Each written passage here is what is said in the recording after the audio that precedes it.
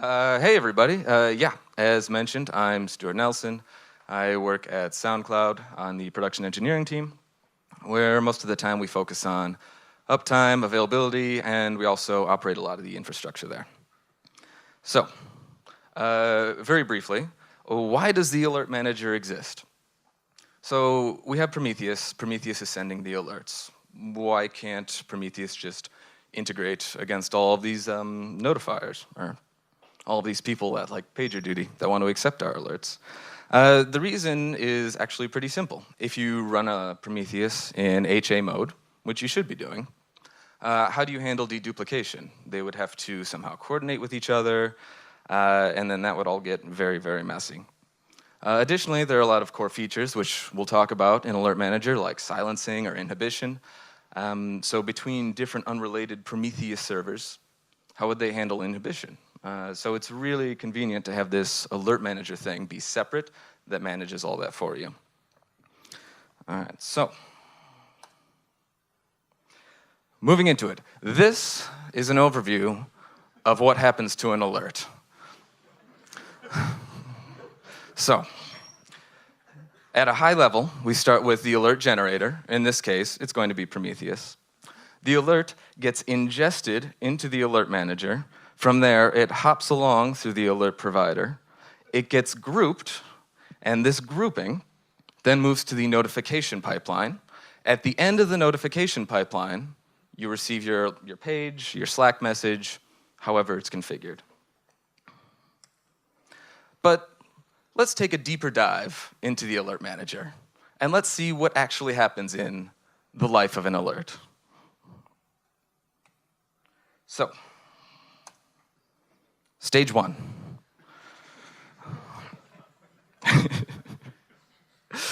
So we have this alert generator, Prometheus, multiple Prometheus servers, all sending their alerts all the time to the alert manager. Why is it doing this? Basically, the alert manager exists for deduplication. If you have, as mentioned, all of these HA servers sending all of their alerts, HA Prometheus servers sending all of their alerts all the time, if you send them directly to some sort of integration, such as PagerDuty, that's going to be a lot of alerts. That's going to be a pager storm. So what's happening here is they go into the alert manager takes all of these potentially duplicate alerts, and it merges them together so that you have just one example of, by its labels, an alert.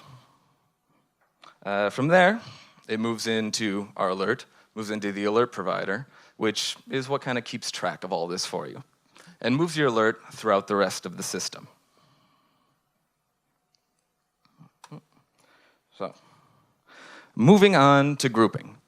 You can think of grouping as kind of the sorting hat for the alerts.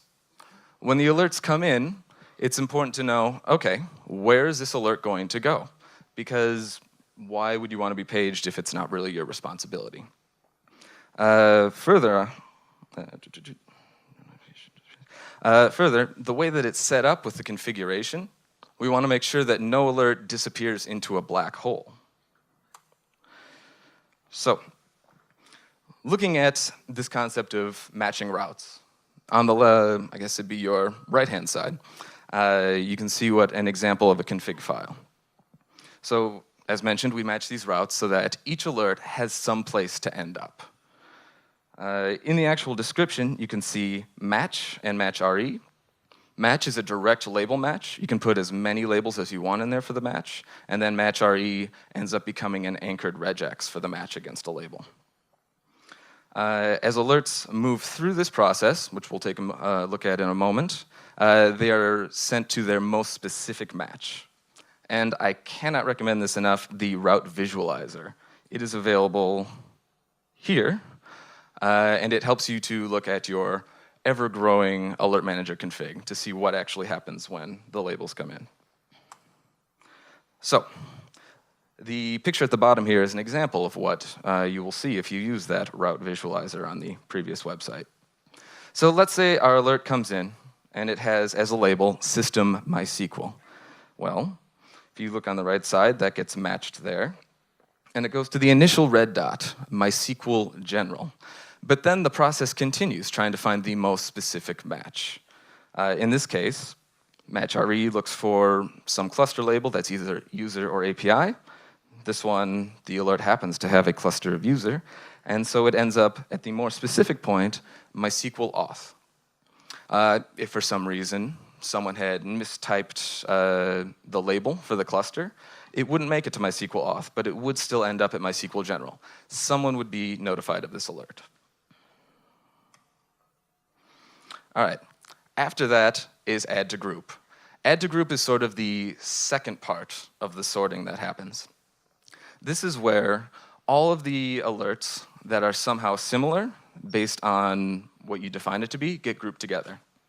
This is important because when you get an email, when you get a page, you want as many things grouped together as possible that are similar. This helps for issue remediation and trying to figure out what actually is going on, versus getting 30 emails and you're not sure which ones are related to the other ones.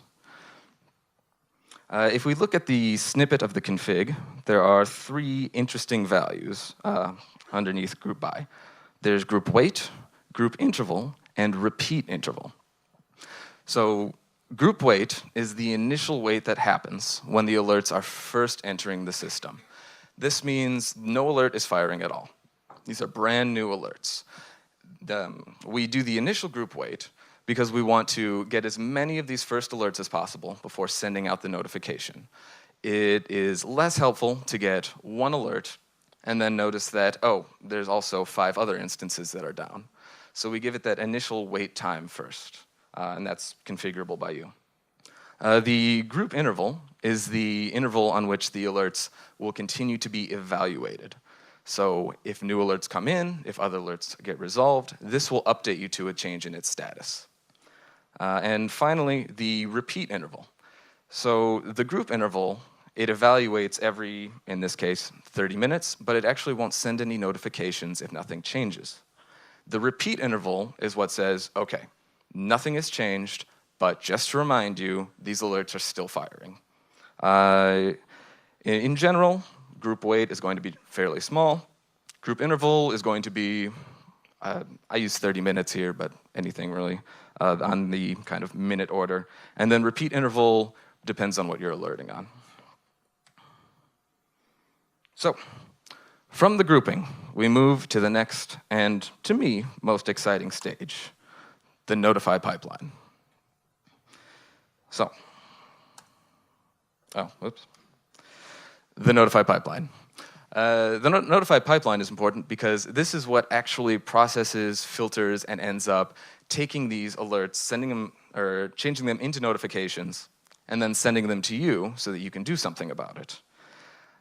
This first flush portion that actually looks like a bunch of flames is the execution of the group that gets created in the previous step.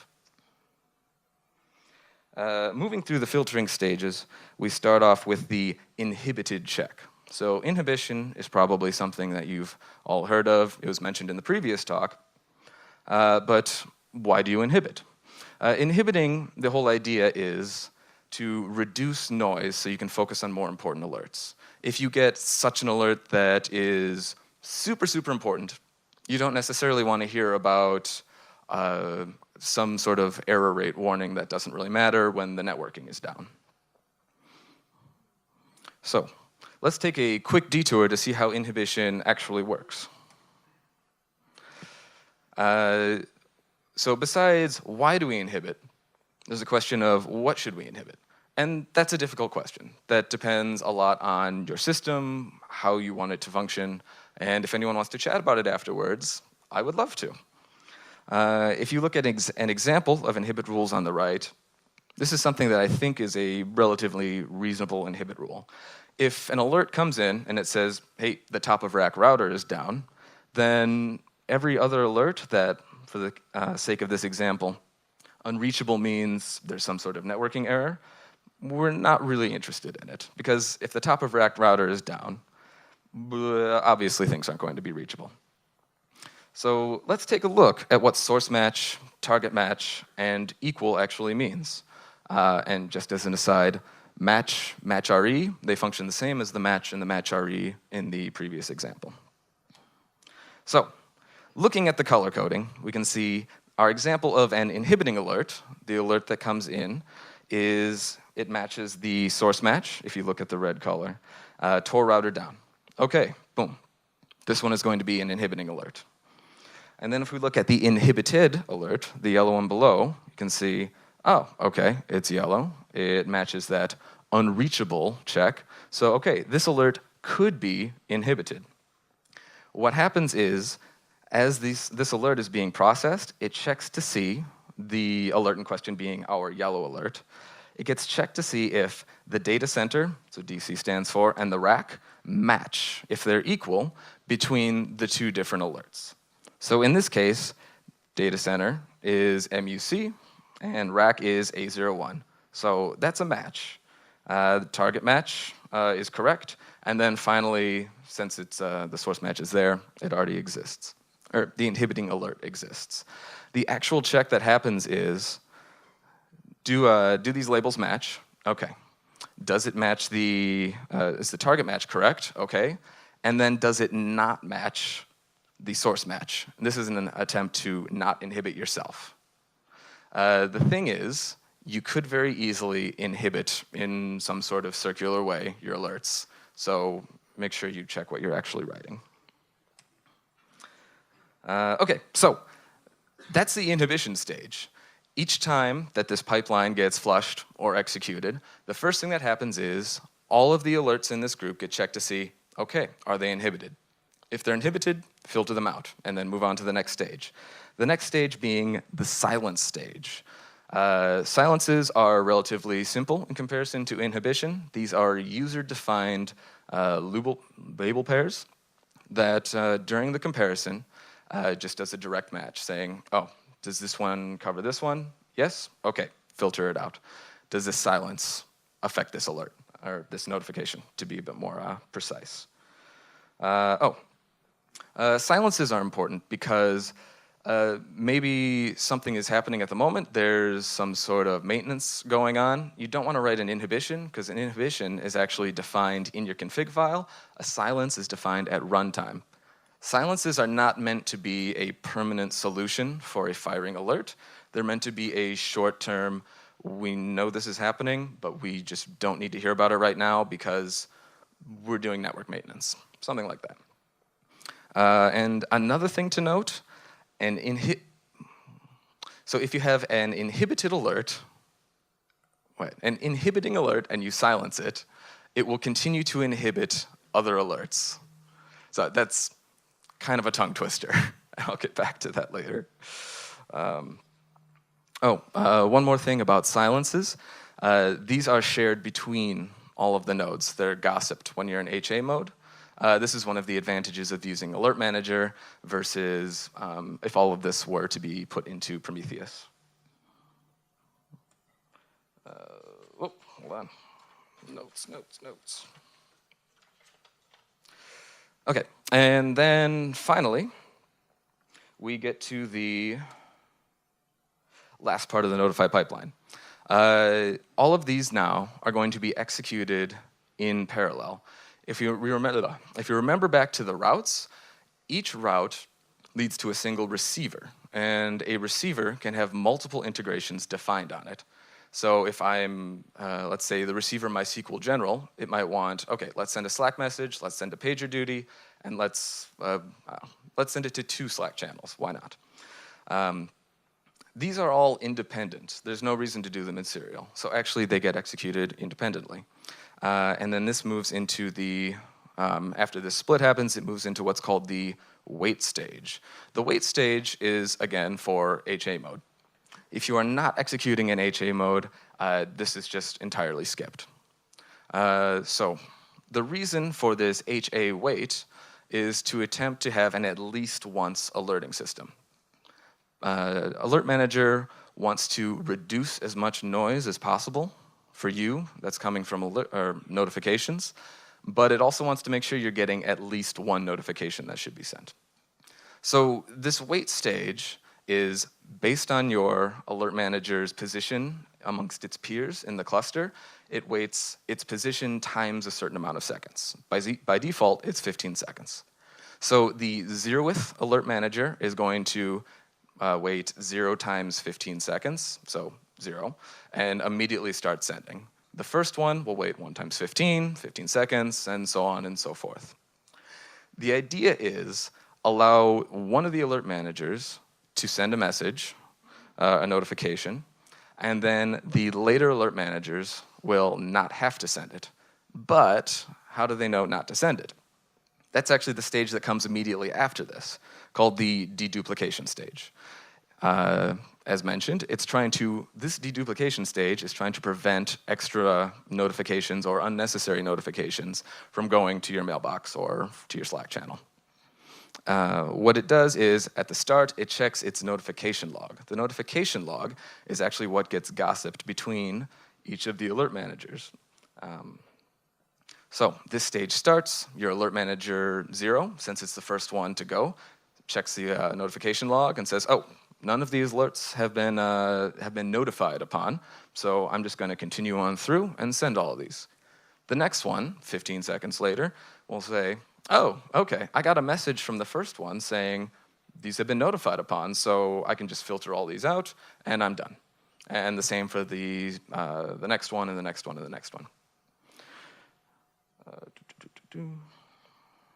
Yeah. So the one caveat to this deduplication stage is that if all of the alerts have already been alerted upon, but that repeat interval has been surpassed, this is a user-defined indication that, okay, I know this hasn't changed, but I want to be reminded that it's still happening.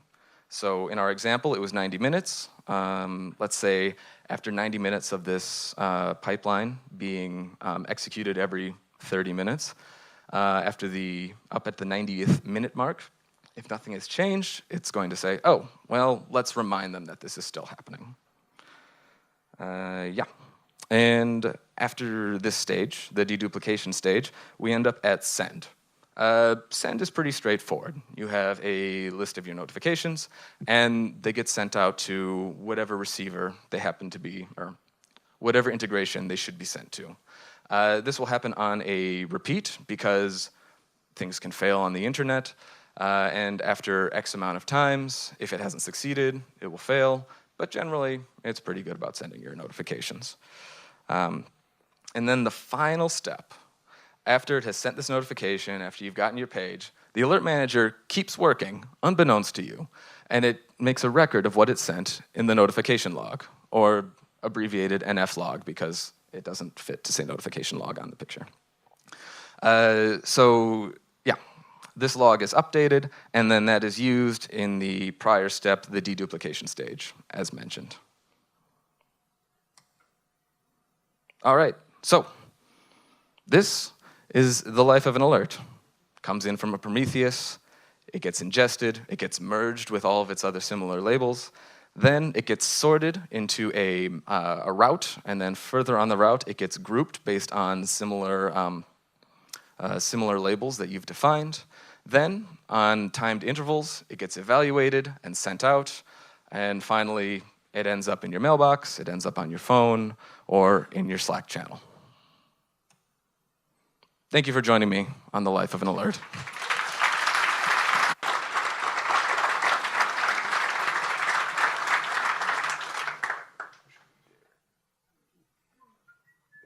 So thank you, Stuart. Are there any questions? Put up your hand. There we go.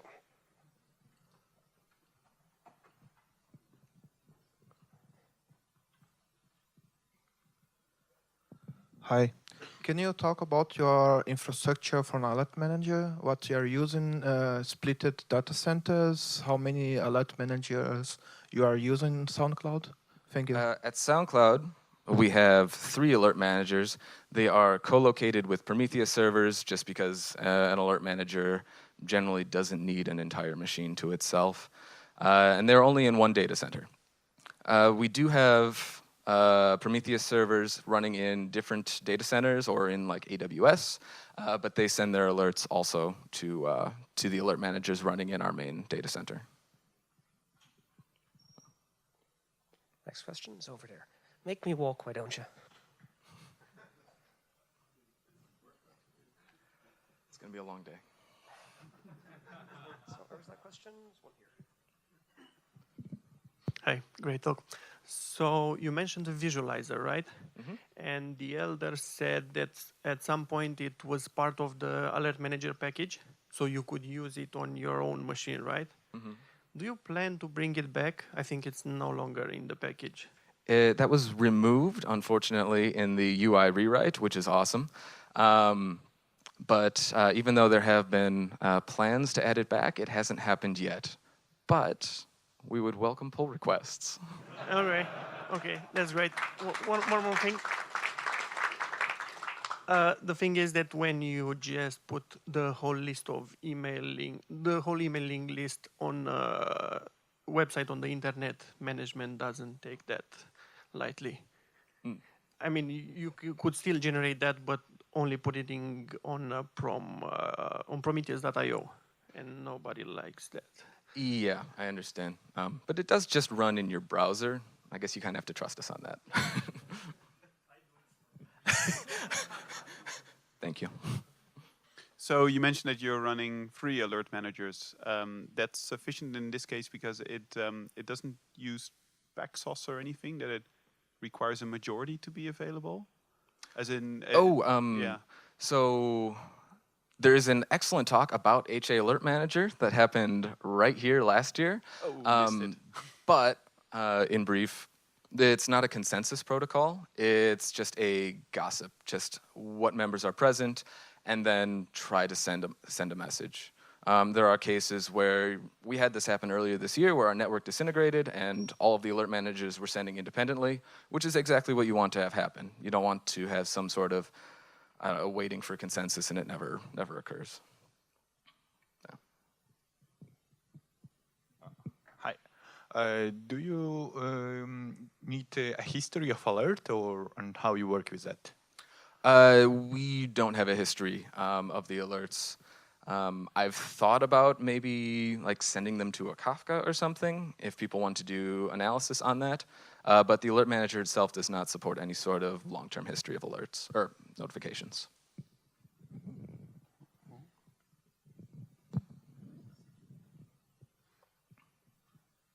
Hi. I was wondering if you had, beyond the visualization, if you had any other ways of testing the routing and the inhibitions of the alerts? Unfortunately, no. I don't think... I don't have any other way, unless someone else does. Okay. And another quick question is, how are you, or what are you instrumenting on the alert managers? Like, are you seeing how many inhibitions are being triggered and things like that? Yeah, so within the alert manager, there is a, I guess it would be a gauge of all the different states the alerts are in. There's your normal saturation, like memory usage, CPU, stuff like that. There's also stuff about the gossip, the member list, just to see how many messages are being sent. Are there messages being queued that can't be sent?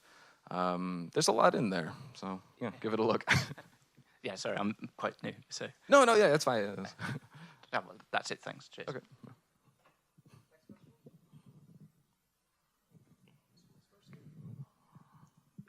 Hi. So there is still a message in the GitHub page that Alert Manager HA is in progress, in development. What's the deal? Is there? Yeah, just checked. Oh. There's, yeah. Okay. Is it still in development or can we use it? Oh yeah, you can totally use it. It's I mean, we've been using it for, when did we upgrade to 15. It's been a couple months. It's been working fine. So yeah, I would say use it. I'm a bit biased though. Yeah, hi. You talked about what happens when an alert is triggered in the alert manager. It can also send notifications when the alert is resolved. Can you maybe say a word about how that works? Like, does it get notified by Prometheus that it's resolved? Does it wait for some time? Something like Yeah, definitely. So Prometheus sends, when an alert is firing, it continually sends the messages on the, it's an interval, evaluation interval. It sends it continually on the evaluation interval, which is something on the order of, I don't know, half a minute, depends on your Prometheus. After that situation is resolved, so whatever alert threshold you've defined in your Prometheus, after that is no longer true, it will continue to send the same alert, but it'll provide a "it's been resolved" flag in the alert that moves through the alert manager. That gets merged with the other instances of the alert based on their labels.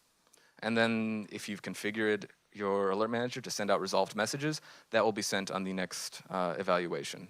In the deduplication stage, it checks to see if your alerts have changed at all. And if an alert that was previously firing is now resolved and you want to be notified about that, it'll continue through and send you that notification. Thank you.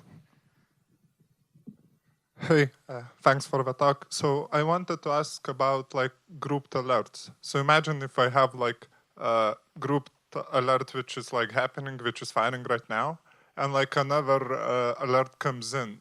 Does like notification integration gets an update for like another alert joined the group, something like that? And another part of the question is what kind of templates do you write for grouped alerts? Do you include how many of alerts are firing? What like information do you put there? Mm-hmm. Thanks. So the first question, when a new alert comes in that should be joining an already existing group, that will join the group, but okay, so it depends when this is happening. If that group has already been notified upon, this new incoming alert will join the group, and it will be notified about after the next group interval. If it joins before the first execution, or which would be before the group wait time, it will join that group, and then you'll receive a message about it. So either way, you'll receive a message, but it depends if it's within a short amount of time or a slightly longer amount of time. What was the second question?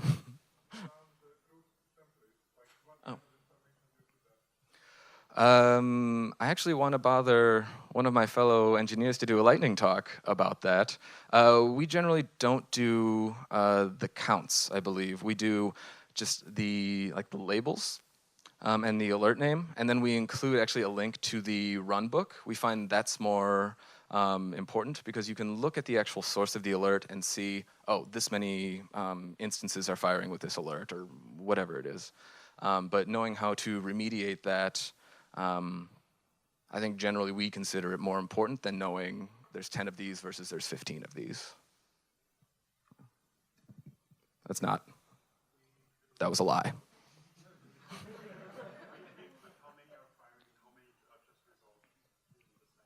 Do we? I'm sorry. Repeat what he said for the recording. Oh, okay. So actually at SoundCloud, with our current Slack template, we do list this is the number firing and this is the number resolved. So I apologize for the misinformation.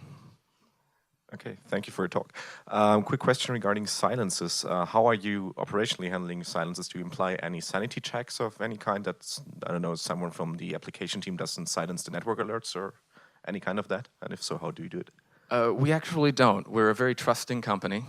We hope that everyone has everyone else's best interests in mind. We don't do any sort of check. I believe there is an issue open for verifying some sort of header before applying a silence.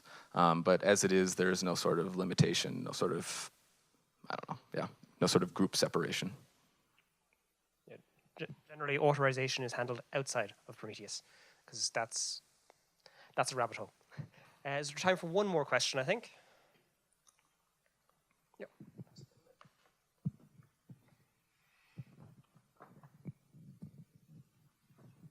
Hi. Do you intend to connect the acknowledgement system from PagerDuty to the alert manager at some point? For instance, silencing an alert when it's been acknowledged.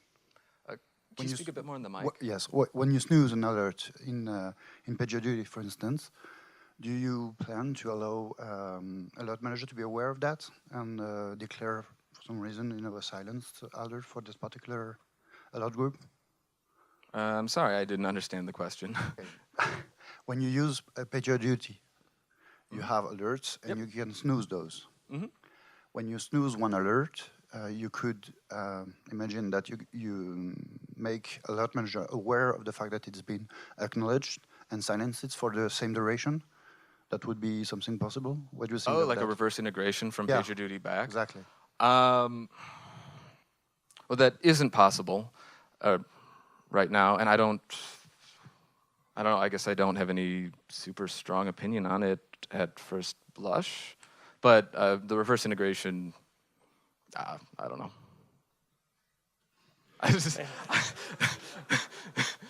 You can write something to do that and it can run externally. Yeah, you could integrate with some sort of webhook that, yeah, so. Yep, that's our allocated time. So thank you very much, Stuart.